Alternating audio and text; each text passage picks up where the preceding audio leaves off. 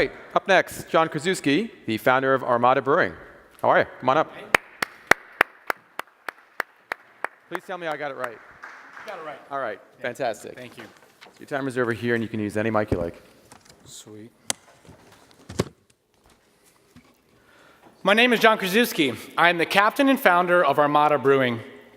Armada began while I was living in Chicago. During the 8 years of my life that I spent out there, I was immersed in this amazing beer culture. I fell in love with craft beer, and I began to think about my home state of Connecticut. And I asked myself, how could I bring this experience to a state that is still defining its beer culture? Inspired by Chicago and driven to share my passion of beer, I headed back home with my family to build the Armada. Every brand has a story. And the story of how I came to this moment is cool and all, but what if I could tell you a story that you could not only experience visually through our branding, but through taste and a little imagination? The Armada was built to engage, enlighten, and captivate our community.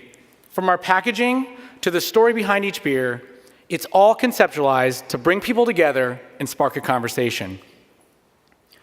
We set sail in January 2017 and have since been on a crusade to build a community around our fleet of beers.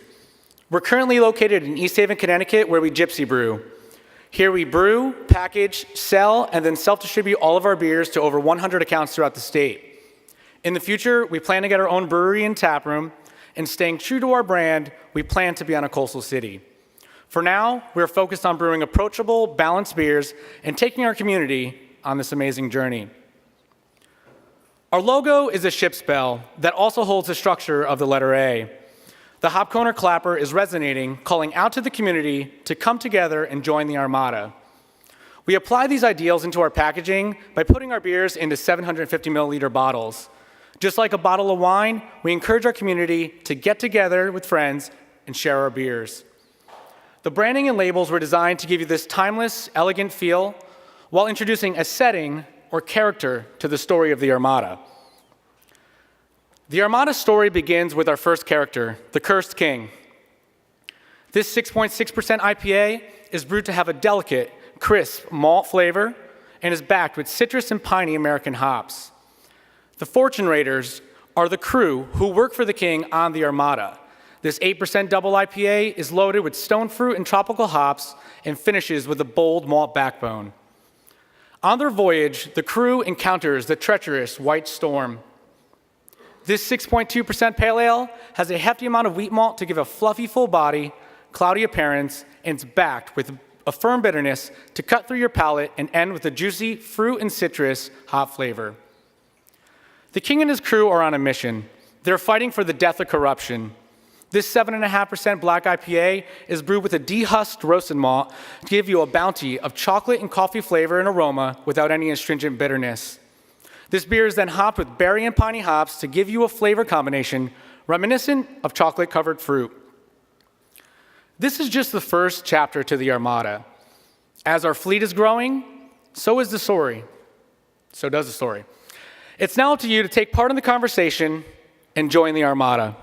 Thank you. Check. Well done. All right. John talks a lot about brand story. Carmen, what do you think about that brand story? I love the brand architecture is really tight. The logo is beautiful.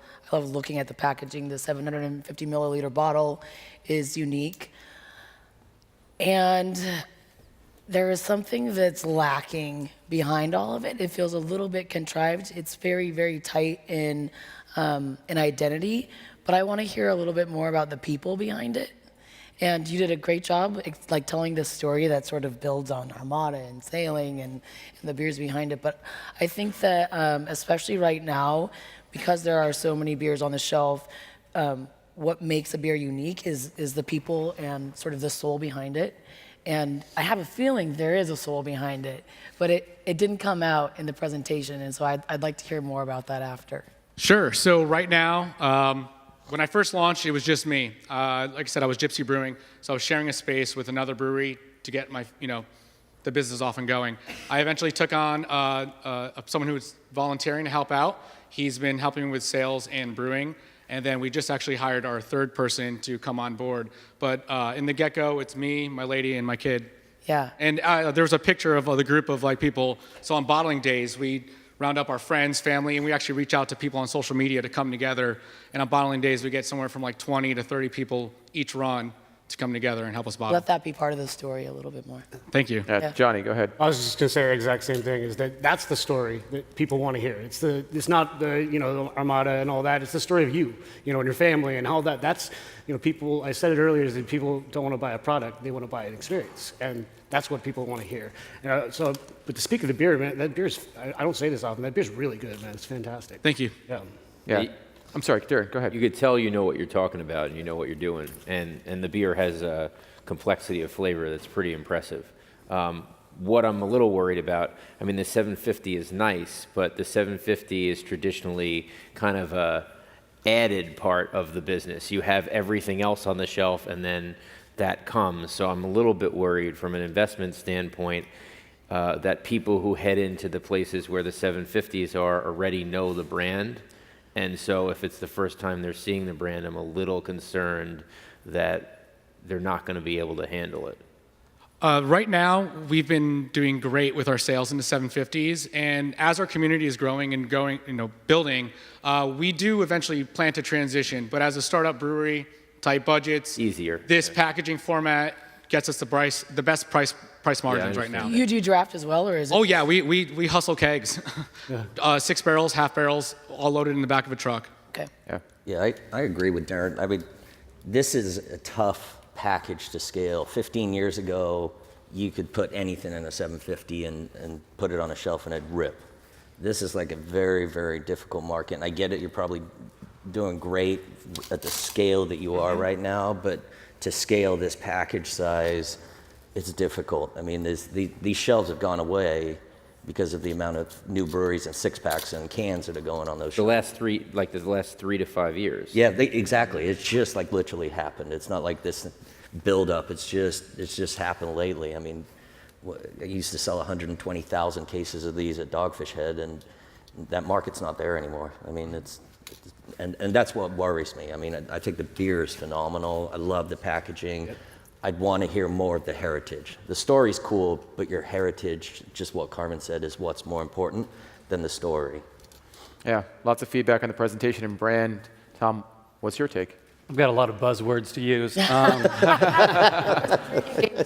Well done. Good deal. I actually think it's a really well-balanced, it's not well-balanced, I'll take it back. It's a really nice beer. It's got really nice fruity characters to it. It's hazy, which is cool. It's got lots of tropical notes, definite mosaic character.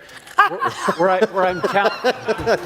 challenged with this beer a little bit is it's too sea-forward for me, and it's a little out of balance with bitterness. It's definitely, bitterness leads the show, and for me, it's probably not to my style. Which one are you drinking? The White Storm? Yeah. Okay. All right. Great stuff. Great feedback. Thank you so much. All right. Oh, you're fine.